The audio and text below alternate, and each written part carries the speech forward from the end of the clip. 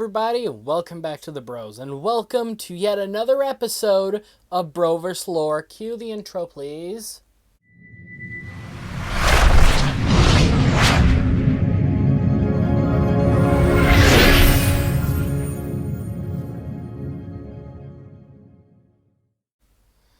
That will never get old. I still love that one. Anyway, today we'll be talking about the Red Roses and the rise and fall of the Roses. This is going to be going over individual origin stories for each member of the Red Roses, except for Slay, only because we kind of know his origin story already, but this will kind of go over the interesting origins of the other members, including Cyberchase. So let's get into it. Starting with Copperhead and Gunslinger, William and Zachary Viper were born into a prestigious family. The Viper family were the owners of Viper Arms Manufacturing, later known as Tech Labs in the modern day. They are responsible for manufacturing the Bismuth gun series we see throughout the Broverse. At the age of 9, Zachary murdered his parents by cutting their brake lines to gain their inheritance money. However, this would soon backfire on the brothers as they had to wait to get the money when they were of age. Until then, they were forced into an orphanage. During their time, William constantly got bullied by two older kids at the orphanage. Wanting to stand up for his little brother, Zachary gathered a bunch of snakes into a sack. This included black mambas, vipers, and of course, copperheads. Zachary got quick to work to wrap up the other two kids with the sheets and snakes inside, ensuring a slow and painful death. After that point, no one messed with the Viper kids ever again. Suspecting that Zachary is the one who killed the older kids, he even earned himself the name Copperhead and wore it with a badge of honor. Once they turned 18, the brothers got the money they waited for and traveled the world to seek danger and thrill. During this time, they were confronted by a government agent with a raspy voice who offered them a job within a secret task force. This task force would later be the foundations of the RPD in the far future. The government agent who recruited them was secretly the horseman Famine. Famine had suspicions at the time that the Viper brothers were the chosen ones in the prophecy, so he set a plan in place to ensure they would never be heroes. Famine would give the brothers special items that caused the brothers to want even more violence. Copperhead was given a special arm blade that contained a strong poison, and William was given a blazer with infinite space on the inside. William would keep countless guns inside of this jacket, which would earn him the name Gunslinger, as he would hold basically every gun known to man inside of this jacket.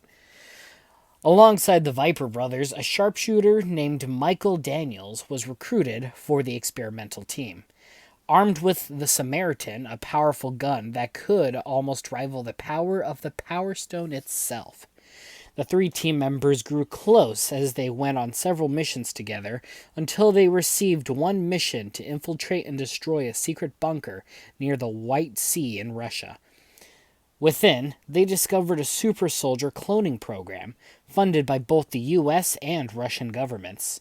Discovering this, the task force defected and recovered the original host for the clones. The host would reveal himself to be the Red Man, a former veteran in the Vietnam War, who was kidnapped and brainwashed for the cloning project named Red Rose. The four would then decide to become mercenaries together under the name Red Roses, inspired by the cloning project.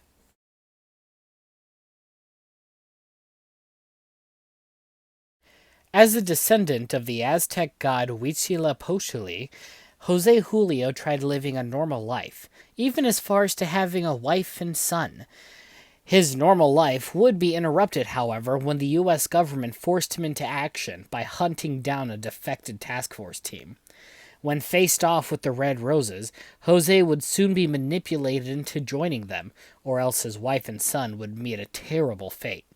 Finding it hard to harm those who didn't even deserve it, Jose would eventually try to defect from the Red Roses.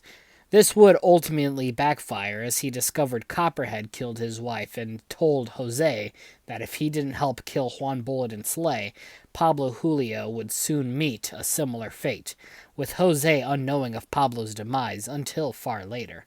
When Silver Bullet did learn that Juan was partially responsible for Pablo's death, he did take his anger out on his only son left.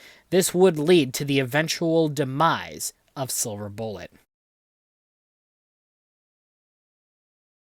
Before Michael Daniels joined the Red Roses, he was a bounty hunter who went under the codename Manhunter.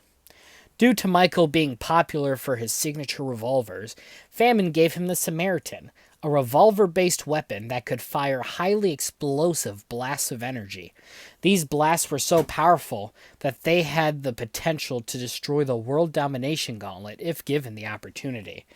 After the formation of the Red Roses, Jacob Shaw would soon later join. Manhunter was actually the only member who was ever nice to Jacob, as the others only dismissed him as a wannabe gunslinger at the time. However, when time came for Jacob's first ever mission, Michael decided to join. They were given a joint contract with a man named Jack of Hearts to hunt down a metahuman named Dragon. He was a man with lizard-like features who even breathed fire. After witnessing Jacob kill Dragon with a sword, Manhunter started to nickname him Slay, which would catch on and become Jacob's official call sign. After Slay left the Roses, he was replaced by a tech genius named Cyberchase. Disagreeing with Copperhead's decisions, and with Cyberchase, he left the Roses and went back to small contracts, until one day he got a call from Slay to fight the Horsemen of Apocalypse. In the original timeline, and before joining the Red Roses, Jace Wolf served as a tech expert in the RPD Delta Squad. With the meta ability to control technology, Jace would constantly upgrade RPD tech and give the best upgrades to his brother, Cody, who was a demolitions expert. Shortly after the RPD's seize of Moscow, Cyberchase blamed Commander West for the sudden disappearance of Earthcracker and the deaths of Windstorm and Deathhunter, who was later known as Juan Bullet. Due to his bold accusations, Jace was relieved of duty for treason.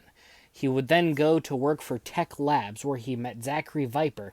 Sensing the need for vengeance, Copperhead recruited Cyberchase into the Red Roses. Jace would use his most powerful invention at the time to help the Roses, which was the Tactical Enforcer Mark Zero, also known as Prototype. He would later recover an explosion victim and insert an upgraded version of the Tactical Enforcer into that victim's brain. With some added cybernetics, this would then create Task Force, which was supposed to be a backup on the Power Squad if the Roses ever failed taking them out during the Red Roses video. Unfortunately, that backup plan was foiled by the Bros, who unintentionally activated the sleeping cyborg. During the event of the Red Roses video, Cyberchase actually worked behind the scenes in shutting down the security systems of the Power Squad's new base. He even caused fake technical emergencies to draw the Elemental and Clownface away from Slay and Juan Bullet.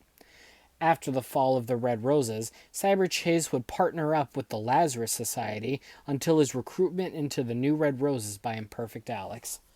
And that brings us to the present, with pretty much all the Roses except for Cyberchase being dead.